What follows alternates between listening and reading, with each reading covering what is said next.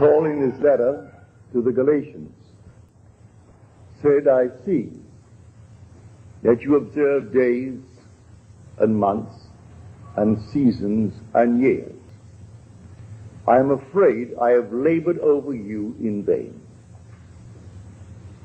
Now here we are, this crowded week of observing these different days. And this is the season. And naturally it's the year.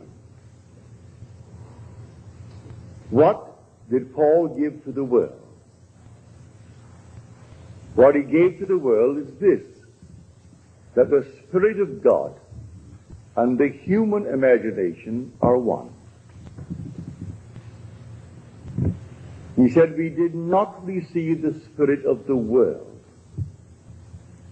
but the Spirit which is from God, that we may understand the gifts bestowed upon us by God.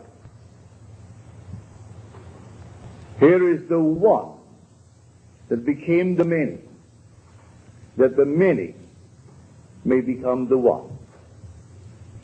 For one must be all, and comprehend within itself all things, both small and great. Everything in the world, all that I behold, though it appears without, it is within, in my imagination, of which this world of mortality is but a shadow. So when we are told, if I be lifted up, I will lift all men and draw all men unto me. Now we are told he is lifted up.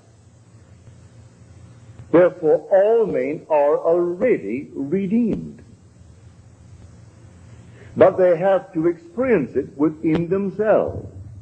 They are already redeemed. But in this world of mortality, this must be now, I would say, repeated within the individual. For he must contain and experience all within himself. There is only God in this world. God only acts and is in existing beings or men. So let me share with you a story that was given to me last Friday night.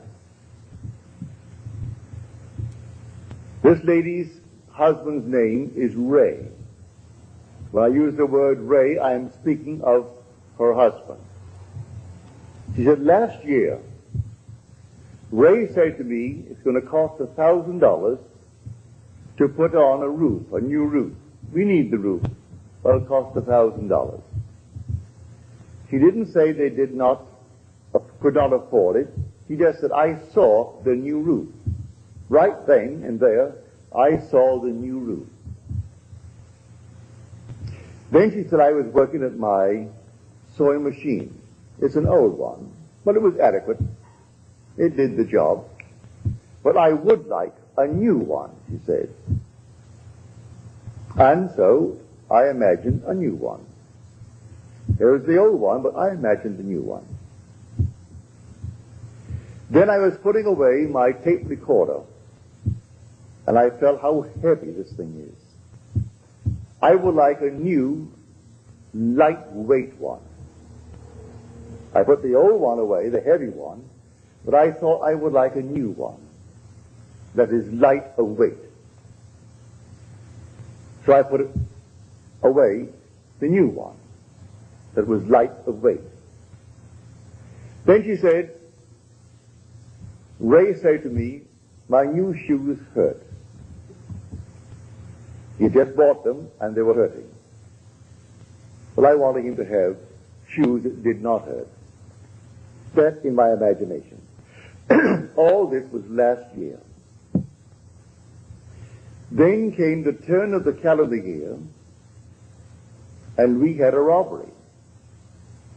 No, they didn't steal the roof, but they took the other movable objects.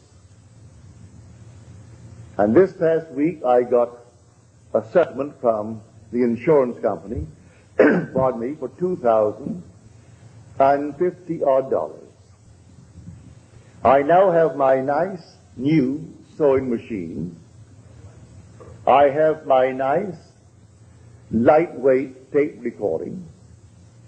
Ray's shoes do not hurt. And there is money for the roof and much, much, much left over. Now, who instigated the robbery? Now on Friday you will hear, if you go to service, there are 7 words on the cross. 3 taken from Luke, 3 from John, and 1 from Matthew and Mark. It's the same one from Matthew and Mark, which is the 4th one. My God, why hast thou forsaken me? That's the one taken from these 2 Gospels. But the first one used on the cross is from Luke. Father, forgive them, for they know not what they do. Everything is moving under compulsion. No one sees the invisible causation. No one sees the invisible imaginal acts that is putting pressure upon everyone who is bent in a certain direction to perform the needed act to produce the imaginal act that is completely unseen by the world. Here, every natural act, natural effect, has a spiritual cause and not a natural. A natural cause only seems. It is a delusion of the fading vegetable memory. Now, in her letter to me, she said, these things I remember. They were all last year, but I remember them. In her case, she is blessed that she could remember when Ray said to her, it's going to cost $1,000 to put on the new roof, and I saw the new roof. Even though at the moment, maybe, we thought we could not now afford the new roof. When I used my sewing machine, it was adequate, it was good, it did the job, but I would like a new one, and I saw a new one. And when I put away my tape recording, it's all right, it was adequate, but it was heavy when I put it away. I thought, I've seen all these nice, new, lightweight ones, and I would like a nice, lightweight one, good one. Now she said, I have all of them. I have my nice, new, lightweight, my new machine, Ray's shoes, they do not hurt, and the roof will be a new one. The money is there, and much left over. So the first cry on the cross, Father, forgive them. They know not what they do. They're all asleep, moving under compulsion. And men and women, unwittingly, most of them, some wittingly, are setting the whole thing in motion. And they're simply moved. So someone given to the feeling of getting something for nothing, so he takes the tape recorder. If he sells it for anything, that's profit. It costs him nothing. No matter what it cost her, whatever he could get for it, that was sheer profit. If he goes out and finds something that he stole for $100, and he could move it quickly for $15, and one gets a bargain, he made $15. It cost him nothing. His investment was nothing. And there are those in the world who think that way. They're all passing through the furnaces. So the first word on the cross, a word on the cross does not mean a single word. It's a completed thought. So the shortest word is, I thirst. But there are 2 words. Then the next one from John is, it is finished. There are 3 words. All right? Still, it is 1 word when you take the 7 words. So the first word is from Luke, Father, forgive them, they know not what they do. And then comes Luke's second, then comes John's first, then comes Matthew and Mark, and then comes 2 from John, and then Luke completes it. Father, into thy hands I commit my spirit. But when he said, and this little punctuation mark has been pushed around in the second word on the cross, which is from Luke, and the thief turns to him and asks him to have mercy on him. And he said, behold, I say unto you, today thou shalt be with me in paradise. Well, you could alter the punctuation mark and put the comma after today. But no, leave it just as it is. Behold, I say unto you, today thou shalt be with me in paradise. This is now resurrection. And when I am lifted up, I will draw all men unto me. For all things are in my own wonderful human imagination. And I am all imagination. So when I am lifted up, I draw all. At the very moment, I draw them all with me. But they individually must have the experience that I have had. But they are already redeemed because I took them up with me. Because all things exist in the human imagination. And anyone who is resurrected, well, he can't be resurrected and leave behind him any part of himself. So the whole vast world is raised up with him. I am telling from experience, the heavenly chorus sing when this thing took place. They sing the fall, actual fall into division, and the resurrection into unity. They sing it out. And then the regeneration through resurrection from the dead. They actually sing it out. And the words, it is finished, I heard it, but I didn't sing it. The heavenly chorus sang it. When I walked by and everyone was made perfect, as I was perfect. And then at the very end, the chorus sang out, it is finished. That was the 6th word on the cross. And the last one is when this garment comes off. And that is the 31st Psalm, the 5th verse. Into thy hands I commit my spirit. Complete the verse, thou hast redeemed me, O Lord, faithful God. That was the promise of the beginning. I would fall into division and become fragmented, dwelling in awe that not a thing in this world could be apart from me. Because how could I be apart from something that I'm going to influence? Because all things by a law divine in one another's being mingled. If I'm not penetrating you now, I couldn't see you. You couldn't hear me if I did not penetrate you and you penetrate me. So all things by a law divine in one another's being mingled. So when I am lifted up, I take with me my entire universe, my whole vast world, knowing that every one that is now shadowed in that world will have a repetition of the same experiences. For one fell into division, and then resurrected into unity, bringing all back together into the one. So in her case, I can't tell you how thankful I am that she shared it with me. That she could now actually feel that the robbery, which seemed at the moment of a shock, she lost the tape recorder, she lost this, all the movable objects. And then came the settlement from the insurance company for $2,050, which replaced these with the new ones, all the light ones, and enough to put on the roof. And then still left over. So, Father, forgive them. Yes, the thieves of thieves. It's yourself pushed out anyway. Here someone is tonight accused for stealing maybe what?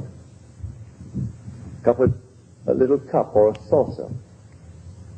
And yet the bank where I bank, United California Bank, they're still looking for the internal thieves who stole $50 million last year from their subsidiary in Basel, in Switzerland. $50 million. And they know it all is on the inside. It can only be on the inside by trusted employees. They think they can bring it down to six trusted employees. They can't quite put their fingers on it because in Switzerland there are all these strange hidden accounts. But they are missing $50 million. So someone goes into the bank and holds it up and gets $1,000, and we balloon the whole thing. The other thing is hush-hush. Here is a bank in Illinois a few months ago, close to $7 million, and they still can't quite put their finger on how it happened on the inside. No one came in and robbed them. And we speak of the little shoplifting on the outside. And the poor little girl goes off to jail, or the little boy goes off to jail. I'm not condoning it. If you could stop the investment from the inside, your dividends would jump from its present little 3% or 4% to 20%. If you could only stop it from the inside. All things happen, really, in the true sense of the word, from the inside. So that every so-called act in the outer world that seems so, well, a cause in itself. May I tell you, every natural effect has a spiritual, imaginal cause, and not a natural. A natural cause only seems, it's a delusion of what? The fading memory. Man can't quite remember. Pardon me. Luckily, she remembered when Ray said we could use and need a new roof. But it will cost $1,000, and so that's put into the future. She remembered when he complained the new shoes were hurting. In her mind's eye, she revised it instantly, at that moment. The roof and the shoes. When she worked on her machine, she revised it. It was adequate, but she said, I have a new machine, sewing machine. And putting the heavy tape recorder away, she wanted a new one that was light of weight, and she revised it, and she got, in her mind's eye, a lightweight new tape recorder. Then she goes home one day to find the house had been robbed. She had carried insurance, so she brought in the insurance, and here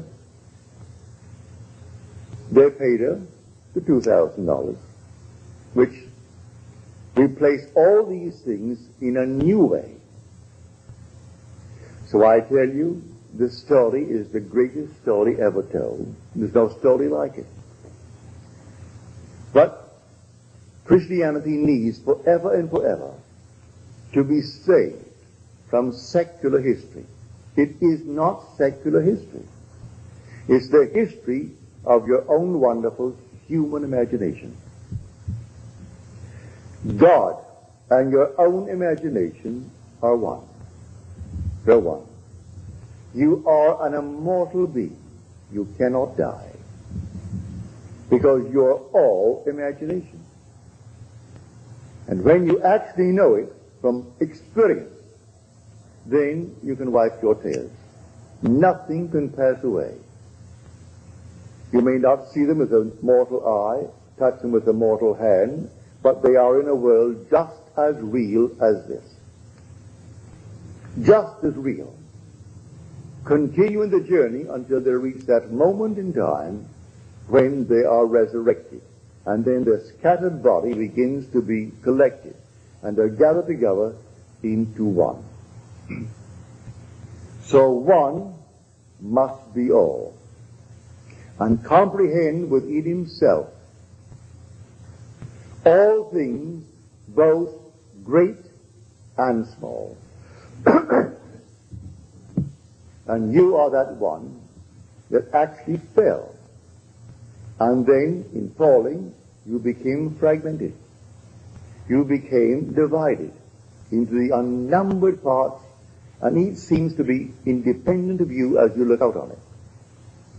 You're only looking out on yourself pushed out. And your whole vast world must make real your unknowing imaginal acts, or your knowing imaginal acts. I ask you to trust this teaching. Believe in your imaginal acts. You may not see it tonight or tomorrow, but believe in it. Actually assume the most glorious thing in the world for yourself or any aspect of yourself. Trust it. And that imaginal act, if it takes 1,000 or 10,000 or 100,000 of your projected selves, will use them to make that thing become real in your world. As she said in her letter to me, you may call it imagination, or some may call it thought. But this I do know, having remembered what I did last year, I can say it does produce reality. As I've told you time and time again, imagining creates reality. That all the objective facts of the world are produced through imagination. There isn't a thing that you can name in this world that wasn't first imagined. But you can veto it the minute you imagine it. You can say, as she could have said, we can't afford it, and stop it. She didn't say we can't afford the $1,000 for the roof. She saw the roof, and it was new. But she didn't see the robbery. That's the means. Now, let me turn you now to the 55th chapter of Isaiah. My ways are higher than your ways, and my thoughts than yours. This is the chapter where you're told, my word shall not return unto me void, but it must accomplish that which I purpose and prosper in the thing for which I sent it. So my ways are higher than your ways. Don't concern yourself with how it's going to be done. For the same voice who spoke these words said this in the 32nd chapter of Deuteronomy, the 39th verse. I, even I, am he. I kill, I make alive. I wound, I heal. I do all these things, and none can deliver out of my hand. He's playing all the parts. And if one is basically inclined to steal, he will use it to produce the necessary means to get the money to put on the roof. So she comes home, and there was a robbery. All the things have been replaced with new ones and better ones, as she desired them. At the moment, it seemed to be a shock, but she set the whole thing up in motion, for she's the one who spoke those words. I kill, and I make alive. I wound, and I heal. And none can deliver out of my hands. For the Spirit of God and the human imagination are one.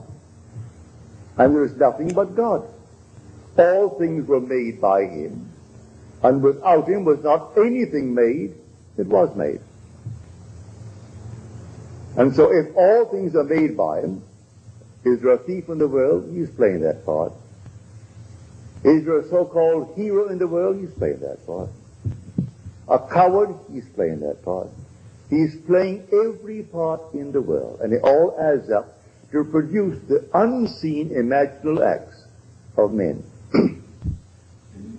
So you are alone, and you think no one sees me, and this means nothing. It's only my imagination. And you carry on your lovely imaginal act. And so that's it. Not knowing that you're actually producing tomorrow's effects in this world. And when it comes into the world, that natural effect has an unseen, invisible, imaginal act as cause, and not a natural cause. A natural cause only seen. It is a delusion. Delusion of what? Of your fading memory. You don't remember when you did it. So when confronted with your own harvest, you can't quite believe it. You can't remember when you did anything that could actually be like this. I didn't rob myself. I never thought for one moment of robbery to get the money. No, but I did see the whole thing done. And there are thieves in the world, all over the world, and they're all played by God. There is nothing but God. God only acts and is in existing beings or men. Now let me find that actor, because God only acts, and he is in all existing beings or men. Well, I'm a man. I've got to find that actor. For the thing that I see reflected in the mirror when I shave in the morning is a mask. That's persona. Now, who is wearing that mask? I answer, if you say, Neville, I turn around and I say, yes, here I am. But who is the being that is there? I am. That's my real name. But the mask is called Neville. But I will say, I am Neville. So the wearer of the mask called Neville responds. That being in that mask, behind that mask that no one sees, is God. And now the whole vast Christians will celebrate this victory of God, that he actually died, literally died. But God's first attribute is mercy. And God turned death into sleep. And then rose the sexes to work and to weep. And so all the sexes rose as masks. When God died, he buried himself in humanity and died. And then his first attribute, mercy, turned it into sleep. That's what Blake meant when he said eternity exists. And all things in eternity independent of creation, which was an act of mercy. That was the merciful act, to turn death into sleep. And God is dreaming this dream. One day he will awake. And when he awakes, he resurrects. And then he gathers into his own being all his scattered beings. So all are gathered together. When I depart this time, may I tell you, I am taking everything in the universe with me. And when I am lifted up, I will raise all unto me. Read it in the 12th chapter of John. Not one can be left, because all things exist in the human imagination. But it's not raised up until he who is scattered is awakened to unity. And then he draws into his one being all that was scattered. So there's sin, his fall into division, and his resurrection to unity. His fall into the generation of decay and death, and his regeneration into the generation or the resurrection from the dead. So when he actually is raised from the dead, he gathers all into his own being. And they're all with him. No matter where he goes, he has his whole vast world raised up, hasn't left one behind him. But everyone shattered in the world will have a reproduction of that drama within themselves. So what is now being dramatized as a memorial this week, for this is really a memorial. This is simply a great memory, a remembrance of what God has already accomplished. And so they're perpetuating it through Good Friday, then comes the burial on Saturday, then comes the resurrection on Sunday. But the whole thing is done. It's all done. Only to be repeated in the individual, and then the individual, who is a semen scattered, becomes the unit, and he draws his vast world unto himself, and he is resurrected. So the one becomes the many, and then the many become the one. So whenever one is raised, he takes his whole vast world with him, even though it seems to be left behind. And every aspect that it seemingly is behind becomes the unit, and then it raises up. So one must be all. That is the story of the Christian mystery. One must be all. So the first cry on the cross, Father, forgive them. They know not what they do. And they do not know what they do. They go blindly on under compulsion, executing the unseen imaginal acts of humanity. And they move under compulsion. To pick this up, I told the story. I was severely criticized for it by a lady at a dinner party one night when Fred Bales, who is now gone from this world, and he gave a party at the Ambassador Hotel.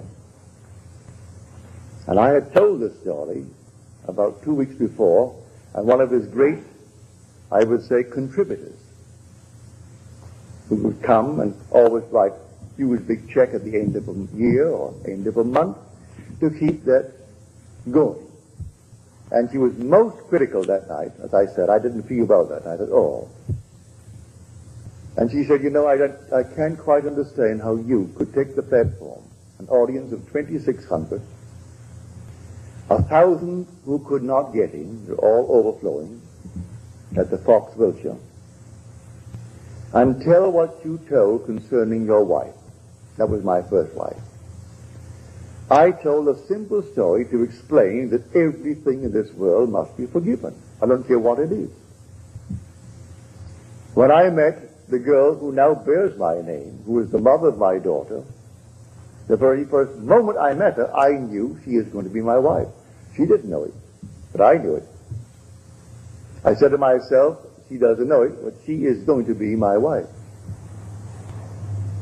We sailed for Barbados 6 months later, and she met my mother, met my family, met them all. They all loved her. That was back in 1936. In New York City, because of some archaic law, it's now passed, you couldn't get a divorce unless she was insane for 7 years, or adultery, and that's all. The Orthodox Christian churches have sewed the whole thing up so that it made life miserable and made everything simply, well, a burden to all. But when I met her, I had just such an entangled background. And here is New York City, the most archaic city in the world concerning its laws. I went to bed and slept as though I were happily married to the girl who now bears my name. I did not have any physical emotion with her. Just she was sleeping there and I am here, and it's blissful. I did that for 1 solid week. Then comes a telephone call from the court one morning, telling me that I must come down to this federal court on Tuesday morning. Well, I was groggy. It was early in the morning. And in those days, I didn't rise as early as I do now. And so I just said, all right, and I hung up. After I hung up, I wondered, what on earth is all this nonsense?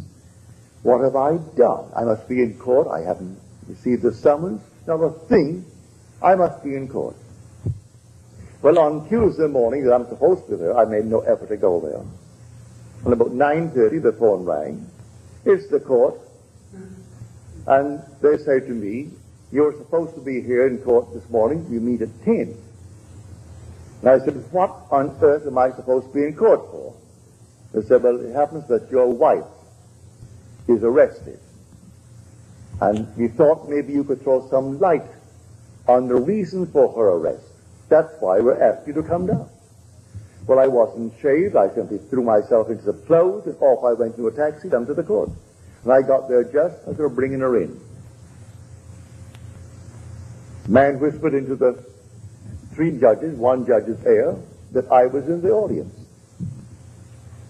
The judge asked me to take the, you don't have to swear, but will you please take the stand and throw some light on the behavior of your wife? She tells me you've been separated now for almost 14 years. I said, yes.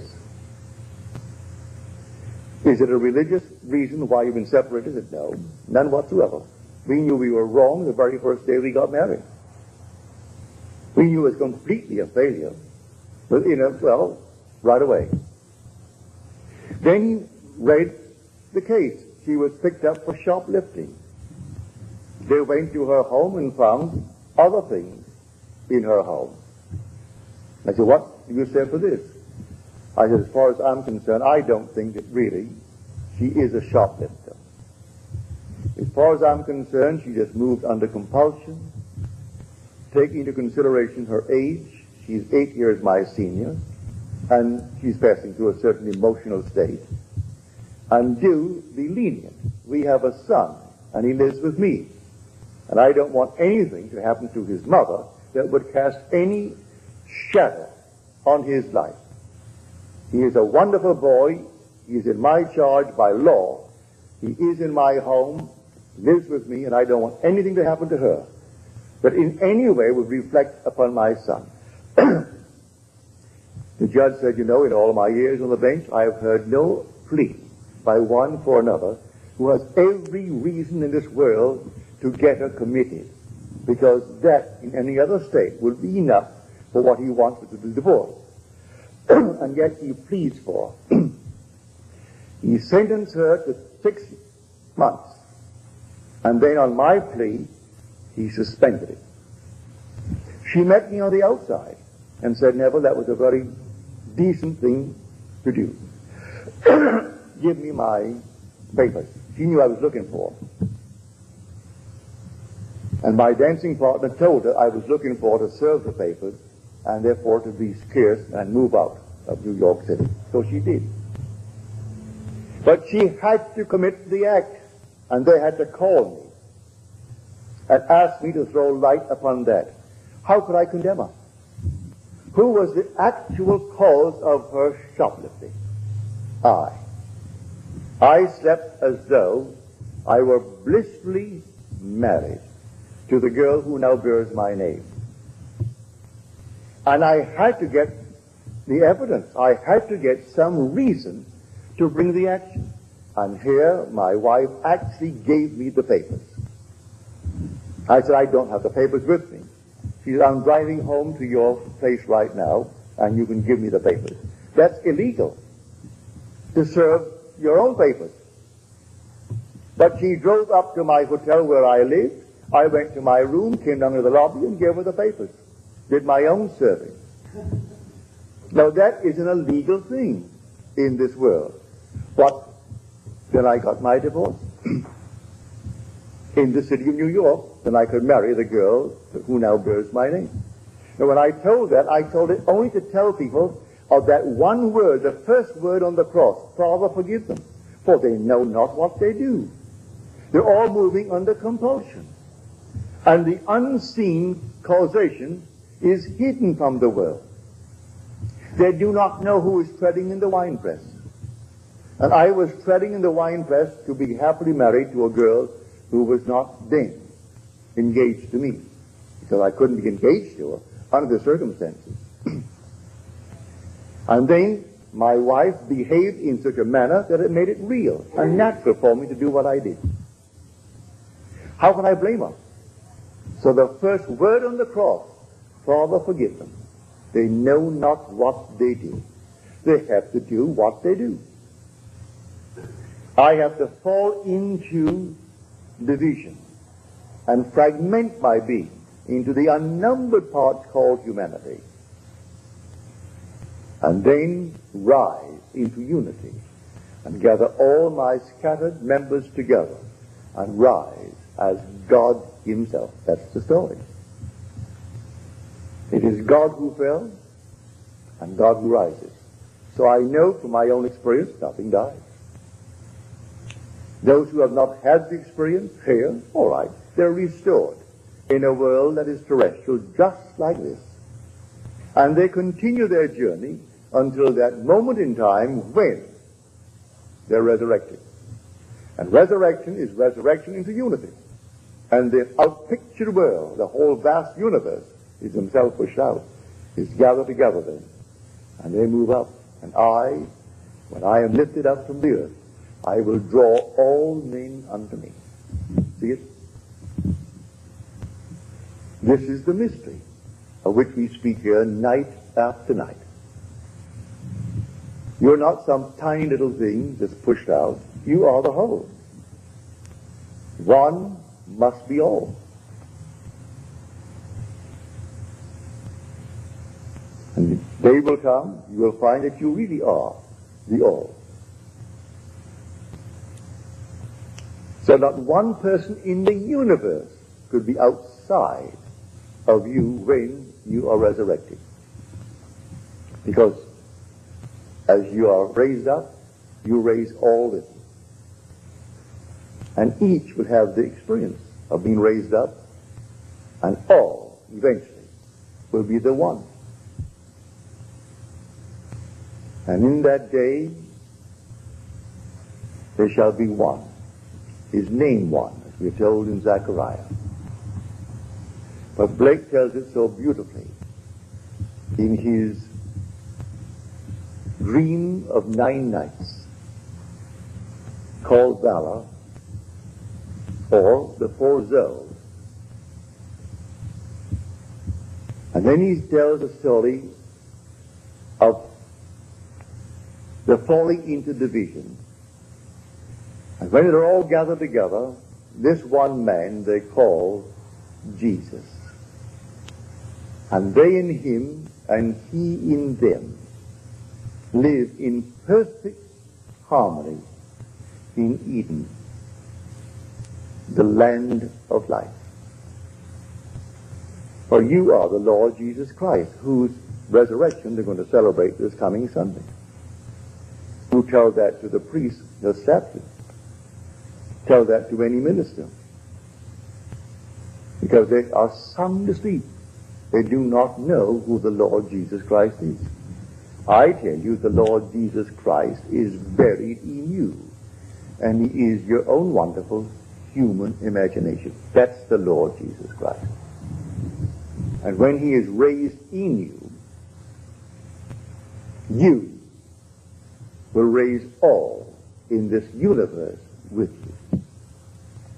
That is the story. So I want to thank my friend for sharing with me her experience and being big enough to remember. If man could only remember the imaginal acts. She remembered when the roof needed repairs or a new one, and the cost was excessively high for them at the moment. She remembered her husband complaining about the pain the new shoes caused, the weight of the tape recorder, and then working on the machine, the sewing machine, and it was adequate, it was good, but she would like a new one. And then came out of the nowhere a robbery, and took all these movable objects. And then came the insurance that sent the check for $2,000 odd, that replaced all the movable objects and enough for the roof and much, much over. So she can actually say, forgive them, Father, those who took it? Did they not do her a favor? And yet they are thieves in their own eyes, and thieves in the eyes of society, and they are. But you know who played the part? God. And you know who actually made them do what they did? The lady who wrote me the letter. Now she knows the words in that 32nd chapter of Deuteronomy. I, even I, am he, and there is no God beside me. I kill, and I make alive. I wound, and I heal. And there is none that can deliver out of my hand. No matter what happens, if we only had the memory, we could trace it to a forgotten imaginal act on our part.